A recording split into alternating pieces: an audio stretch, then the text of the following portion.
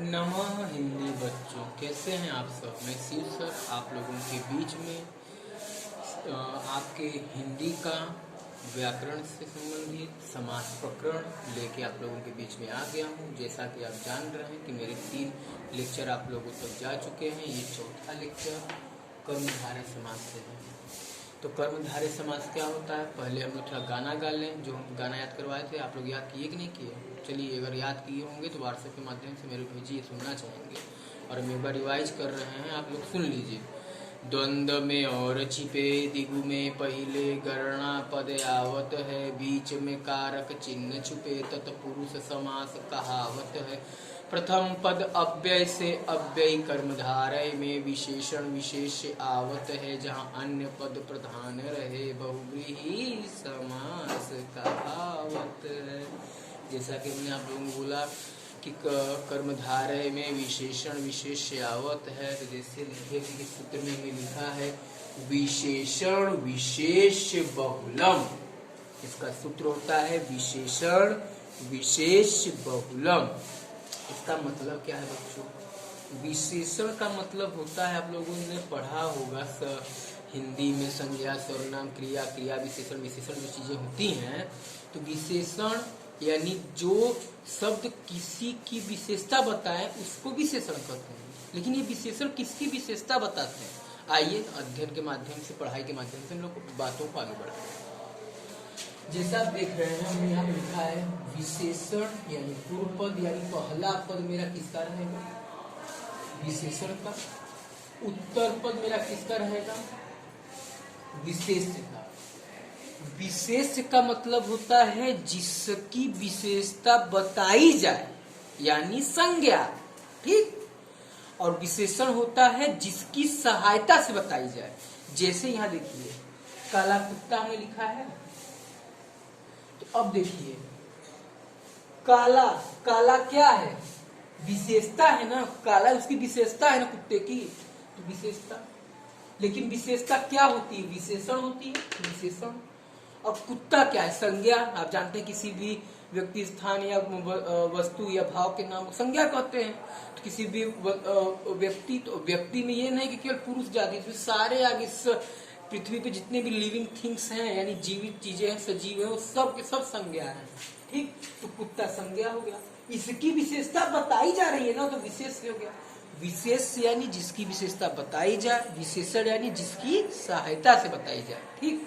तो देखिए आप अपनी यहाँ परिभाषा में, वह समास जिसके समासिक पदों में एक पद विशेषण हो तथा दूसरा पद विशेष से हो, वह कर्मधारय समास कहलाता है। जैसे देखिए हमने यहाँ लिखा महाकवि, इसको अगर हम तोड़ते हैं तो बनेगा महाधन कवि। तो इसका समास विग्रह जब करेंगे तो क्या बन के आएगा, महान है जो कवि। तो अब कवि क्या है, संज्ञा है, विशेष से है, और उसकी विशेषता कौन बता रहा है, महान शब्द। तो महान क्या है, विशेषण हो गया। तो यहाँ पे कौन सा समास होगा, यहाँ पे कर्मधारय समास होगा, कर्मधारय समास, यानी इसमें कौन सा समास होगा, कर्मधारय समास। उसी तरह नील कमल यानी नीला कमल, जैसे हम इसको कर दे इसे नील कमल यानी नीला धन कमल, यानी नीला है जो कमल। तो अब कमल क्या है, संज्ञा है, विशेष है, और नीला क्या है, उसकी विशेषता यानी विशेषण। इसलिए यहाँ पे भी कौन सा समास हो जाएगा, यहाँ पर भी कर्मधारय समास, कर्मधारय समास। अच्छा, यहाँ तक तो ये हो गया।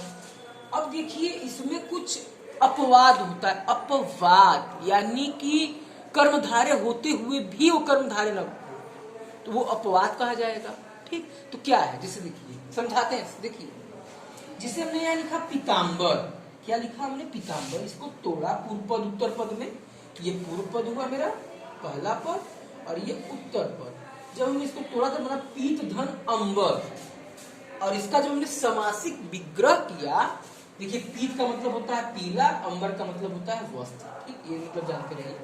तो जब हमने इसका समास विग्रह किया तो मिलके क्या आया, पीला है जो वस्त्र, पीला है जो वस्त्र। और वस्त्र संज्ञा हो गया। हमने कहा किसी भी व्यक्ति या वस्तु, तो वस्त्र एक वस्तु है तो संज्ञा हो गई। तो अब वस्त्र संज्ञा है तो ये क्या हो गया, विशेष। और इसकी विशेषता क्या है, वस्त्र की विशेषता क्या है कि पीला है, तो पीला क्या हो गया, विशेषण हो गया। ठीक, यहाँ पर आप सोचेंगे कर्मधारय समास, हाँ कर्मधारय समास, कर्मधारय समास, लेकिन नहीं बच्चा, नहीं कर्मधारय नहीं। तब आप पूछेंगे तब सर जी तब क्या, आप तो बोलते हैं कि कर्मधारय में विशेषण विशेष्यावत है, तो वो तो एक तरीका है, एक चीज है कि हम समास को जान सके कि समास का क्या क्या व्यवहार होता है। लेकिन कुछ ऐसे अपवाद होते हैं हर समास में कि वो उस समास होते हुए वो समास ना हो कुछ और समास बन जाता है।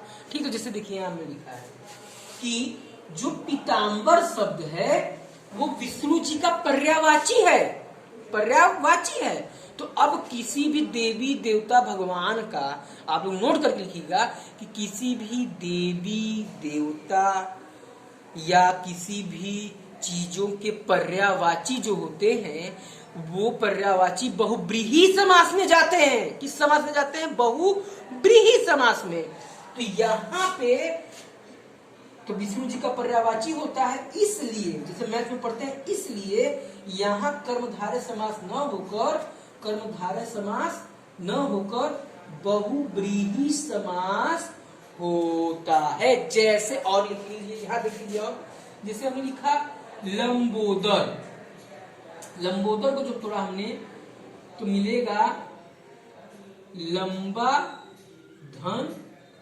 उदर। लंबा का मतलब होता है बाहर और उदर का मतलब होता है पेट, यानी ऐसा मनुष्य जिसका पेट बाहर निकला हो। हालांकि हमारा निकला तो नहीं है, लेकिन जिसका निकला हो, जैसे मान लीजिए मेरे पापा का निकला है तो वो भी लंबोदर, आपके पापा लोगों का निकला है तो वो भी, आपके पापा भी लंबोदर, या आपका किसी का निकला है तो आप भी लंबोदर। बट लंबोदर जब हम बोलते हैं तो तुरंत हम किसका अनुभव करते हैं, तुरंत हम गणेश जी का अनुभव करते हैं, क्योंकि गणेश जी का पर्यायवाची क्या है, लंबोदर।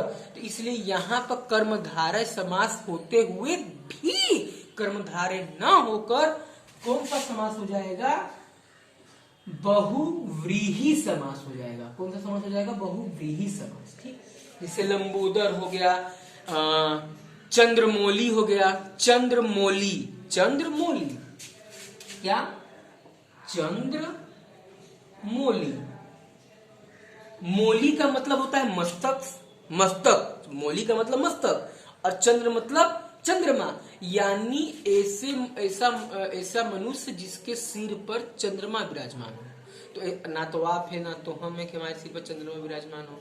लेकिन ये चंद्रमौली बोलते ही हमको किसका अनुभव हो गया, शंकर जी का अनुभव हो गया, शंकर भगवान का अनुभव हो गया। ठीक, तो यहाँ पर कर्मधारय होते हुए भी कौन सा समास हो जाएगा, बहुव्रीहि समास। तो आप लोग सोच रहे होंगे कि किसका मतलब कि ये तो खत्म हो गया कर्मधारय समास, लेकिन मेरी पढ़ाई है शिव सर की, इतना इजी में हर चीज खत्म नहीं होता है। इसका एक और देखिए, यहाँ पर हमने लिखा है ना प्रथम सूत्र, तो यानी इसका कुछ दूसरा सूत्र भी तो होता होगा बच्चों। तो आप लोग इसका स्क्रीनशॉट ले लीजिए। हम कुछ क्षण के लिए साइड में हटते हैं और वीडियो कंटिन्यू रखते हैं। इसी वीडियो में हम आपको इसका दूसरा सूत्र भी दे देंगे। तब तक हम हल्का साइड होते हैं, आप लोग स्क्रीनशॉट लेकर इसको आप लोग समझ लिए और इसको नोट डाउन कर लीजिए।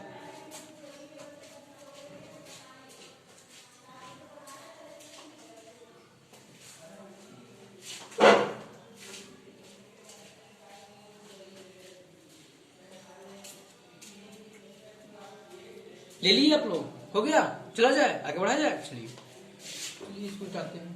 तो यानी इससे बच्चों एक चीज हमको पता चलता है कि ऐसा कोई भी शब्द जो कर्मधारय हो रहा है, यानी विशेषण विशेष की विशेषता रखता है वो, बट वो किसी चीज का पर्यायवाची बन जा रहा है, तो वह कर्मधारय न होकर बहुव्रीहि रहेगा। ठीक, इतना हो गया बच्चा। अब लीजिए दूसरा सूत्र लीजिए, तुरंत हम आप लोगों को दे रहे हैं, तुरंत इसको ग्रहण करिए, आप लोग तुरंत ग्रहण करिए, तुरंत ग्रहण करिए। तो कहेंगे कि सर जी मिटा रहे नहीं, कहेंगे ग्रहण कीजिए, तो ग्रहण कीजिए, हम दे रहे हैं ना। दूसरा सूत्र होता है बेटा, इसका दूसरा सूत्र होगा उपमेय, उपमान, बहुलम। अब आप कहोगे बेटा सूत्र लिखी जाएगी, सूत्र लिखिए, बता रहे हैं सूत्र लिखी जाएगी, लिखिए तुरंत लिखिए। तो अब उपमेय क्या है, उपमान क्या है, उपमेय क्या है, उपमान क्या है। देखो उपमेय होता है कि जिसकी विशेषता बताई जाए, जिसकी विशेषता बताई जाए, और उपमान होता है कि जिससे बताई जाए। भाई किसी की विशेषता बताई जाएगी तो किसी से तुलना करके ना बताई जाएगी, दो चीजें होंगी ना। तो जिसकी विशेषता बताई जाए और जिससे बताई जाए, जिससे बताई जाए, जिससे बताई जाए, तो जिसकी विशेषता बताई जाए उपमेय, जिससे बताई जाए तो वो उपमान हो गया। तो उपमेय, उपमान, बहुलम आ गया।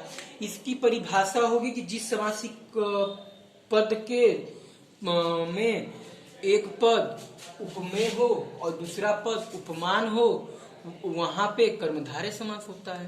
अगर परिभाषा देखिए हम लिखे नहीं है, हम बोल दे रहे हैं आराम से, फिर से बोल दे रहे हैं, आप लोग लिख लीजिए कि जिस समासिक पद में एक पद उपमेय का हो, दूसरा पद उपमान का हो, वहां पे कर्मधारय समास होता है। और उपमेय क्या है, उपमान क्या है, हमने यहां समझा दिया। ठीक, तो अब हम डायरेक्ट आते हैं इसके उदाहरण पे।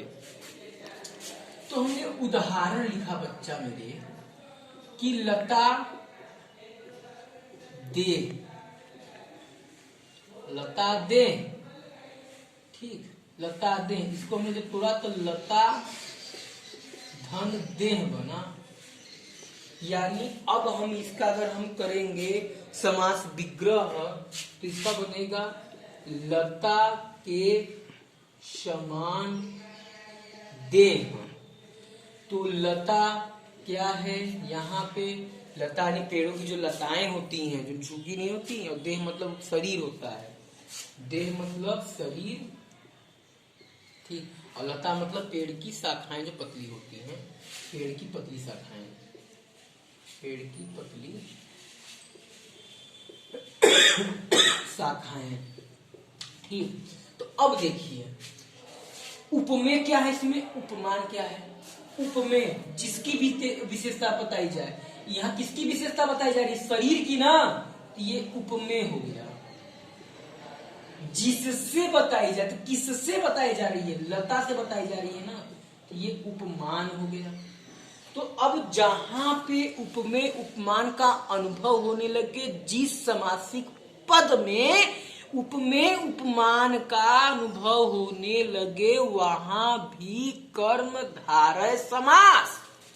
यहाँ ये कौन सा समास होगा, कर्मधारय समास, समास। चलिए तो अब देखिए एक उदाहरण ये हो गया। आप लोग दूसरा उदाहरण ले लीजिए, वायु वेग, वायु वेग लीजिए, तो वायु वेग लीजिए, दूसरा लीजिए वायु वेग। वायु का मतलब होता है हवा, वेग का मतलब होता है गति यानी चलना। यानी वायु के समान वेग वाला, वायु के समान वेग वाला, वायु के समान वेग वाला, ठीक। बच्चों एक चीज का ध्यान रखिएगा, जैसे हमने बोला था लंबोदर लंबा है जो उदर, कर्म विशेषण विशेषण में है जो आता है जो, लेकिन इसमें के समान सब बता। जब भी समास विग्रह करने के लिए अगर आपको बोर्ड एग्जाम में दे दे या किसी भी कंपटीशन एग्जाम में दे दे, तो उपमेय उपमान में के समान सब लगाइएगा और विशेषण विशेष में है जो लगाइएगा, ठीक है जो। तो अब देखिए वायु के समान भी बोला, यानी कहने का मतलब कि अगर हम वायु के समान तेज गति से दौड़ सकते हैं, जैसे मिल्खा सिंह, पान सिंह तोमर, ठीक, जो तेज गति से दौड़ ले वो वायु वेग है। तो अब यहां पे अब देखिए उपमेय क्या है? उपमान, जिसकी विशेषता बताई जाए। किसकी विशेषता बताई जा रही है? वेग की, गति की ना, तो ये उपमेय हो गया। जिससे बताई जाए तो ये उपमान हो गया। ये दोनों जब मिलेंगे तो क्या बनेंगे? कर्म धारय समास। ठीक बच्चा, किसी तरह जो भी आप लोगों को मिले, जिसे चंद्रमुख, चंद्रमा के समान मुख, ठीक, तो वहां भी तो, लेकिन जैसे विशेषण विशेष वाले में अपवाद था, जैसे लंबोदर, चंद्रमौली, पीताम्बर, कर्मधारय होते हुए भी बहुव्रीहि बन जाता था, तो इसका भी तो कुछ होगा, अपवाद होगा कि नहीं होगा अपवाद? ठीक, तो वो अपवाद होगा क्या, वो देखिए। अब जैसे हमने यहाँ पे तीसरा एग्जाम्पल दिया, घन श्याम, इसको जब हम तोड़ेंगे तो बनेगा घन, धन श्याम। घन का मतलब आप जानते हो बादल, और श्याम का मतलब होता है काला। ठीक, तो जिसकी विशेषता बताई जाए, किसकी विशेषता बताई जा रही है? बादल की विशेषता बताई जा रही है, तो यहाँ पर उपमेय ये हो गया। जिससे बताई जाए तो काले से बताई जा रही है, यहाँ उपमान हो गया, उपमान हो गया। यानी ये दोनों मिलकर क्या बन गए? कर्म धारय समास ना। लेकिन बच्चा मेरे तुरंत गलत, एग्जामर काट के गलत, तुरंत 0 नंबर। तो आप कहेंगे तब सर जी तब का लगाई? तो बेटवा हमार घनश्याम बोलते ही हमको किसका अनुभव हो गया? कृष्ण जी का। कृष्ण जी का पर्यायवाची है घनश्याम, जिसे नहीं बोलते हैं एक, उनके बता रहे हैं। तो अब जैसे हमने बोला घनश्याम, तो तुरंत हमको किसका अनुभव हो गया? कृष्ण जी का। यानी ये जो घनश्याम है, ये कृष्ण जी का क्या है? कृष्ण जी का क्या है? पर्यायवाची है।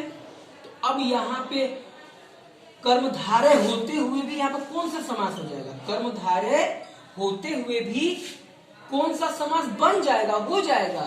तो बहुव्रीहि समास, बहुव्रीहि समास हो जाएगा। ठीक, तो यानी इससे भी हमको ये भी पता चला कि अगर उपमेय उपमान से संबंधित कोई शब्द आता है, कोई समासिक पद आता है, बट वो किसी के पर्यायवाची का अध्ययन करवाने लगे, किसी का पर्यायवाची वो बन जाए, तब वो उस व्यक्ति के लिए रूढ़ हो जाता है, रूढ़ हो जाता है। तो जिसकी वजह से वहां पे कर्मधारय होते हुए भी हम लोग कर्मधारय न लगा के बहुव्रीहि समास लगाते हैं। ठीक, तो आज के वीडियो के माध्यम से, इस लेक्चर के माध्यम से हमने आप लोगों को कर्मधारय समास समझा दिया। अगर आपको लेक्चर अच्छा लगा हो तो आप लोग वीडियो को लाइक करें, सब्सक्राइब करें, अपने ज़्यादा से ज़्यादा फ्रेंड सर्किल में इसको शेयर करें और एक पॉजिटिव कमेंट दें। ठीक, तो आज के लिए इतना ही। नमः हिंदी।